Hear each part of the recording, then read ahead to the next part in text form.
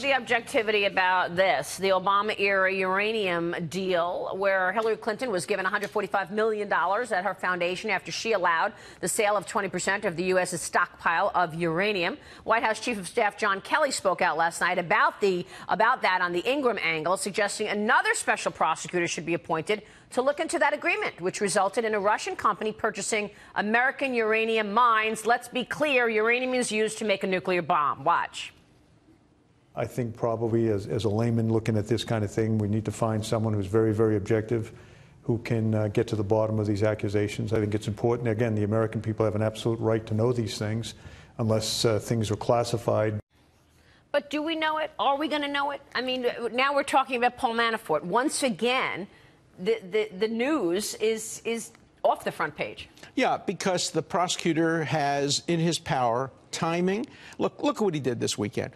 On Friday, we learned that there's going to be an indictment. All weekend, we're speculating. Yeah, isn't it illegal to leak that, by the way? Isn't it illegal to leak grand jury information like that? And we're all speculating. Who's the indictment? If the prosecutor leaked it, it's very possible that Manafort's lawyer may have leaked it. We don't know. Everybody should be presumed innocent. We should stop saying crime, crime, crime, okay, lock them up. But if there is criminal conduct, real criminal conduct, and leaking grand jury minutes is real criminal conduct, it ought to be looked into. Well, what do you have to say about this former chairman of the Oversight Committee?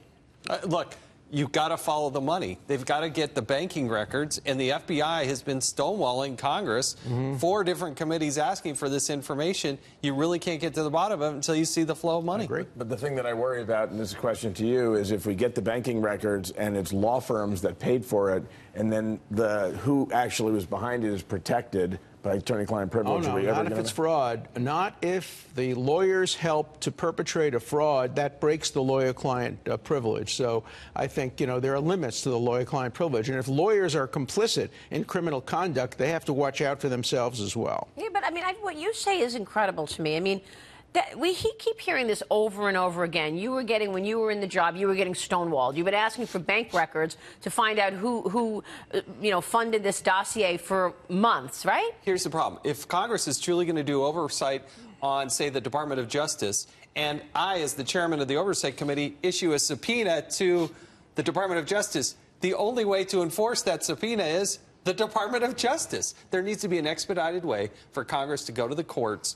and if those 2 branches are saying, hey, executive branch, provide those documents, then it should happen. Right now, there's not a way to do that. And there have been efforts to do that, and that is the Congress appoints its own lawyer that goes in front of a judge, and the judge orders the production of documents. So it is possible to do that, and there are some precedents. Yeah, but Robert Mueller was he was the head of the FBI. Are you really expecting him to go back and investigate his former colleagues? That's what I'm saying. There's a flaw in it. I do think he's conflicted, and I do think he has to step away from that. I have an experience with this. You think he should step down? I think he's conflicted. I had an experience with this. I once went to see Mueller about a case, and with my colleague Harvey Silverglade.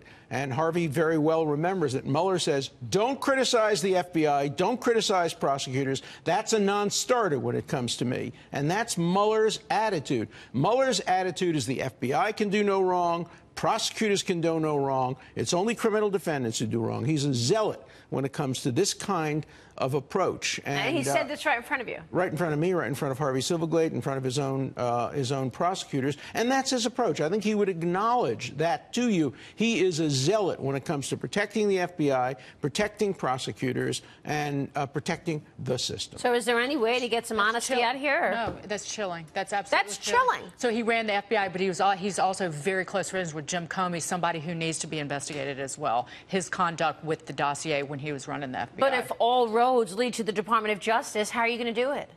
That's right. Congress has got to be able to stand up for themselves. We have Devin Nunes. They silenced him. Did you watch him last night on Ingram Angle? Yep. They said they shamed him. We have a terrible problem in this country that started with the Founding Fathers. We created a Justice Department that's both a political branch of the government and the prosecutorial branch. England doesn't have that. Israel doesn't have that. They have a separate director of public prosecution outside of politics that makes prosecutorial decisions. I wish we could have that divided system. Alan, thank you very much for your incredible insights. Always, Alan Dershowitz.